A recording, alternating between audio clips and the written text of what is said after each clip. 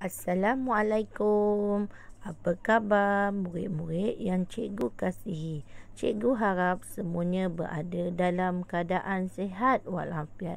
Hari ini kita akan belajar unit 20 iaitu ternakan yang berfaedah. Tajuk pembelajaran kita pada hari ini ialah ternakan puyuh. Kita akan belajar berkaitan dengan ayat tunggal. Objektif pembelajaran kita pada hari ini ialah pada akhir pembelajaran, murid dapat memahami, mengenal pasti dan menggunakan ayat tunggal mengikut konteks. Cikgu harap murid-murid semua telah bersedia untuk pembelajaran kita pada hari ini.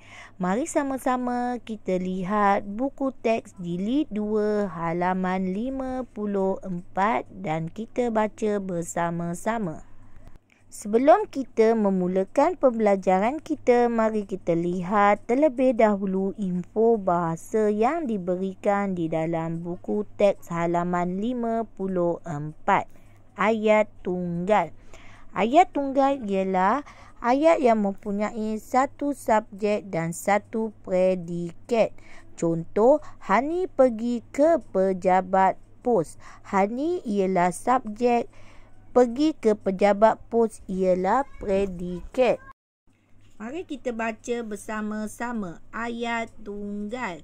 Tajuk ternakan puyuh. Encik Johari menghadiri seminar ternakan puyuh di Sarawak. Beliau mendirikan reban di hujung kampung. Beliau menjaga puyuhnya setiap hari. Julaihi ialah pembantu ayahnya pada waktu petang. Beliau memasang lampu di dalam reban. Puyuh Encik Johari semakin banyak di dalam reban. Encik Johari mengira puyuh setiap petang. Banyak telur puyuh di dalam reban. Julaihi mengutip telur puyuh setiap pagi. Encik Johari menjual daging puyuh di pasar. Nenek, kita tengok gambar. Gambar ni berdasarkan teks yang cikgu bacakan tadi ya. Yang last sekali, gambar yang akhir sekali. Kita lihat Encik Johari menjual daging puyuhnya di pasar. Manakala ada gambar nenek, nenek sedang buat apa? Nenek sedang menggoreng burung puyuh. Seterusnya, mari sama-sama kita lihat buku aktiviti jilid 2 halaman 59 dan 60. Mari kita baca bersama-sama. Aktiviti 6. Bina ayat tunggal berdasarkan gambar. Tajuk ternakan kuda. Ayat tunggal.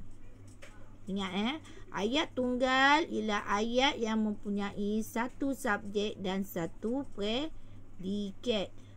Tengok gambar. Bina ayat tunggal. Encik Basri ialah subjek. Manakala menanam rumput di mana agak-agak ni?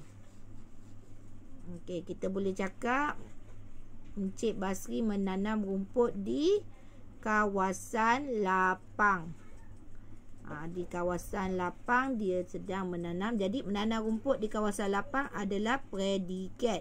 Subjek ialah watak utama dalam ayat, manakala predikat ialah penerangan untuk watak utama dalam ayat. Jadi Encik Basri watak utama, predikat menerangkan bahawa Encik Basri sedang menanam rumput di kawasan lapang. Kita lihat gambar yang kedua. Encik Basri memasukkan kuda ke mana ni? Ke dalam kandang. Encik Basri memasukkan kuda ke dalam kandang. Okey, kita lihat gambar yang ketiga. Encik Basri sedang memikul makanan kuda di bahunya. Encik Basri sedang memikul makanan kuda di bahunya. Ataupun awak boleh tulis, pada waktu pagi Encik Basri memikul makanan kuda. Okey, kita lihat gambar seterusnya. Gambar yang keempat. Okey, kita nampak dia buat apa Encik Basri ni. Nama orang ni Encik Basri. Encik Basri memasukkan makanan ke dalam bekas. Ataupun apa kita nak boleh letak.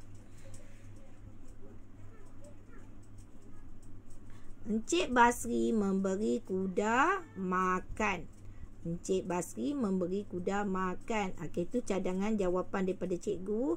Murid-murid boleh bina sendiri jawapan dan tulis di tempat yang disediakan. Dan gambar yang kelima ialah ramai pengunjung melawat ke ladang kuda Encik Basri pada hujung minggu. Ramai pengunjung melawat ke ladang kuda Encik Basri pada hujung minggu. Seterusnya kita lihat aktiviti 6B. Kenal pasti ayat tunggal kemudian salin. Okey, murid-murid dikehendaki membaca dulu teks yang diberikan dan kemudian cari ayat tunggal yang terdapat di dalam teks ini. Setelah itu, murid-murid tulis di tempat kosong yang disediakan di bawah ni.